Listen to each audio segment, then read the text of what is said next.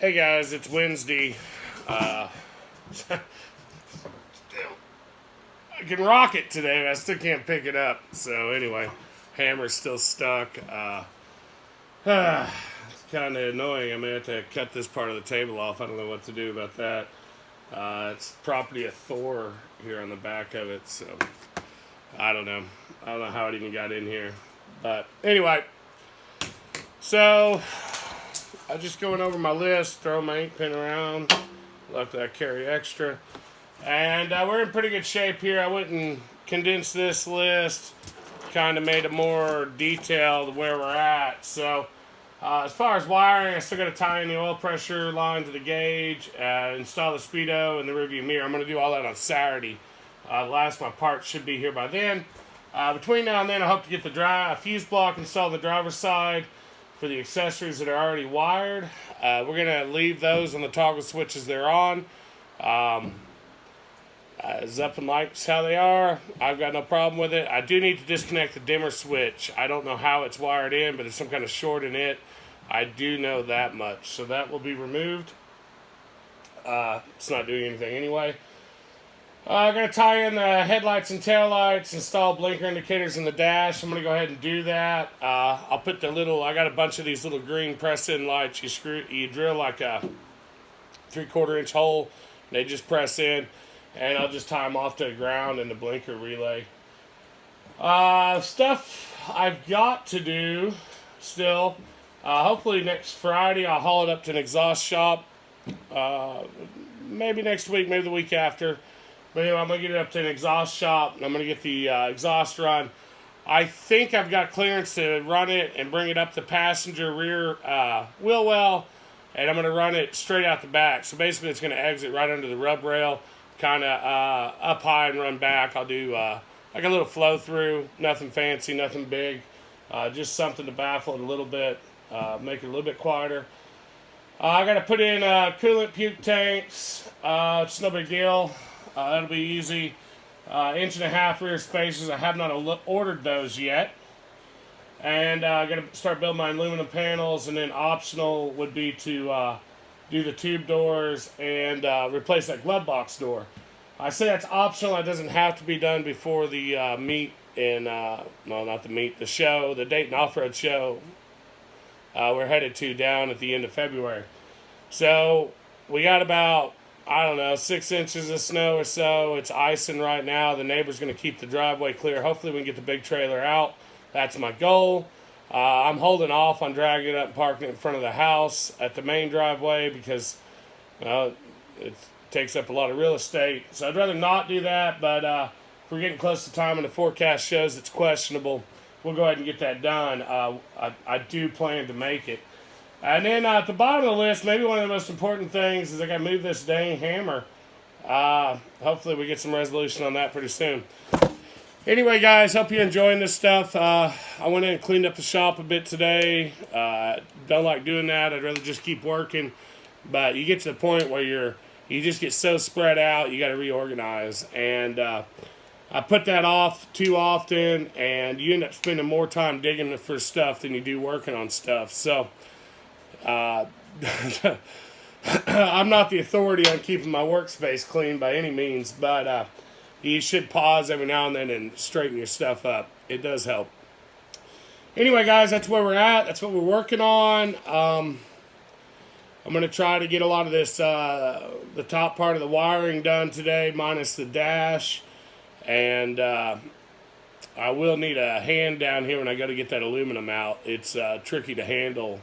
It's a 4x8 sheet, 0.090, 0.092, I can't remember the actual, it's right there, just under 1/10 of an inch. I found that's thick enough for most of the stuff you're doing, and you can still bend it. So I'll have to look at the grade on this aluminum. I don't know. There's a couple different grades. I don't even remember what I ordered this time. I don't have to do a lot of bends with it, but some of it bends way easier than others. I know that. But anyway, guys, that's where I'm at. That's what I'm working on. I will catch up with you. Thank you.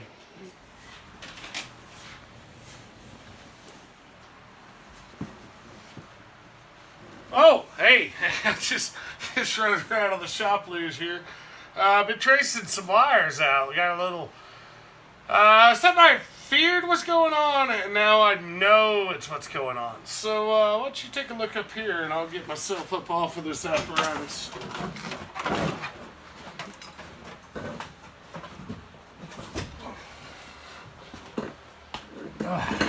Get that. All right, guys. So I want you to look right here at this hot tap coming off the ignition power. Best I can guess, that's about a 20 gauge wire. Now my handy little wiring chart shows me that's good for 8.9 amps. What is run off of this wire, you might wonder? Well, if you look at this clip here, all right, and then we look at this back here, and then we look at this, which is the front locker. This, that's a 24-inch light bar. This, that's a series of 8 weird rock lights. And this, that is one very bright backup light. Now, where do you think the power goes to all of that? There's no fuse, no nothing. My math says it's about 300 watts, not including the locker. So at 12 volts divided by 300 watts, we're at, 20, 25, 26 amps, plus the locker, which I got to imagine is probably close to 5 amps for that actuator. So we're at like 30 amps with no fuse, run off a piece of 20 gauge wiring.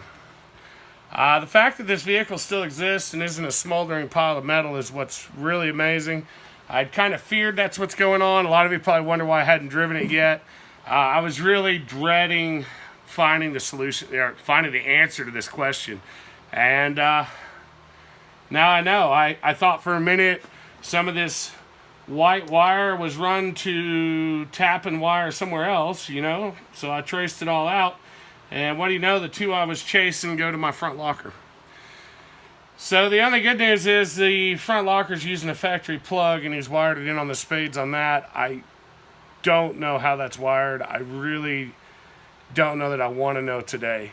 So for now, I've got to remove all of these, sort this all out. And like I said, this is, and I have went in and removed some stuff and regrounded. And I got to be honest, when I started removing grounds from this little bitty ground wire, that's when the locker started working. We also had everything else turned off. So all these circuits are live. We went through and tested them. We've checked them with the volt probe. Everything is live.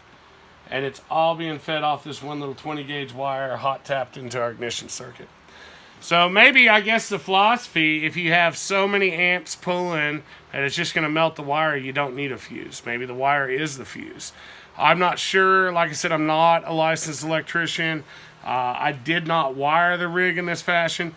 But at this point, that's what I got to believe the thought process was, if there was one. So anyway, guys, I got my work cut out for me. I got to sort all this, and we will be installing a fuse block. I'll run a decent gauge wire over, hot tap the fuse block, and we'll separate off everything into its own circuit. Wish me luck. All right, guys. So went to start unhooking everything, started breaking all the wiring apart. Feel a little bit better, but still no fuses, nothing. So after tearing more of it apart, I did discover that only the locker was running off the ignition power. So there definitely was a grounding issue there. Got it working now, so that's what matters. But I'll end up putting that off a separate fuse. We're not going to run that off the ignition wire. The only thing I care to run off the ignition wire is I may put a small inline fuse and run our gauges off of the power, just because I don't want the dash staying lit up if the engine's off. But anyway, we may leave that on accessory. But anyway, this is it, guys. This right here, this is exactly how I pulled it off. And these two wires right here run back and feed everything. No fuse, nothing, wired directly to the ground lug, or the hot lug, sorry. So that is That's actually what was firing up and running the light bar, the rock lights, the backup light, all of the wiring, minus the locker was run off of this tap right here. So we probably weren't too far out of range on the amps. He was using both wires as hot.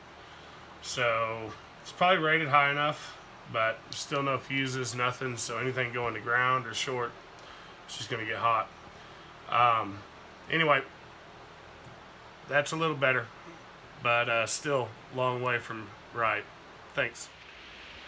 Hey guys, Redbeard here. Redbeard's Overthunk Junk. Anyway, look, we did some pruning. I think is the best description I can give on this. We did a little pruning behind the dash, and I have up here one gently used set of rock lights. It includes 6. They have self-tappers in the back to hold your zip ties, keep them all in place. Man, look, I kept as much of the harness intact as I could. Some have connectors, some don't. Anyway, a lot of good stuff here, guys. We're gonna sell it cheap. Look at this. I got to recoup some money here. We're getting ready to invest in a little more wiring. This is really nice. I don't know if you can tell this right here, but I found a lot of clipped ring terminals working as splicers. So anyway, we've all done stuff to get by in a pinch, but this has paint sprayed over it. So this stuff was wired in. As the cage was built. So anyway, we'll see how that is. But anyway, I got all that ripped out. I got a lot of this firewall cleaned up now. I'm going to keep the switches. I need the switches. I don't see any real problem with them. And the locker still works. So haven't lost ground. I'll get that wired in. I'm not going to be putting the rock lights back under it. We'll pick some up at a later date. So for now, I'll get the backup light wired back in and the light bar hooked back up. I'll run new wire to both of them. And look at my pig, Redbeard's Barbecue. Anyway, we'll get all that wired back in and hooked up and fused, and we'll be making progress again. It's kind of been one of those think you're making ground and you're just losing a lot. So I do know that my blinker relay is chattering really bad. I had to pull it out, so could be because so much of it's unwired right now, but I think the relay is probably bad. Anyway, I'll have to go into that a little bit, get that sorted out. I'll order me a new relay and we'll start there. But that's where we're at, guys. So would have liked to have been further tonight, but you know what? If we can sell these rock lights, get a good price on them, just send in your offers in the comments, and highest bidder will get them. I'm just kidding. I ain't taking the time to ship this stuff. You'll have to come pick it up. But anyway, come before Friday, because Saturday morning we haul trash early. So that's where we're at, guys, and we'll catch up with you. All right, guys, that's going to be a wrap for the day, wrap for the video. Man, time's flying. It's the end of the Wednesday. I got all the old wire ripped out. You saw that in the last one. I've started routing the new wire. I'll get down here tomorrow afternoon and do the tie-ins. Anyway, talk to y'all later.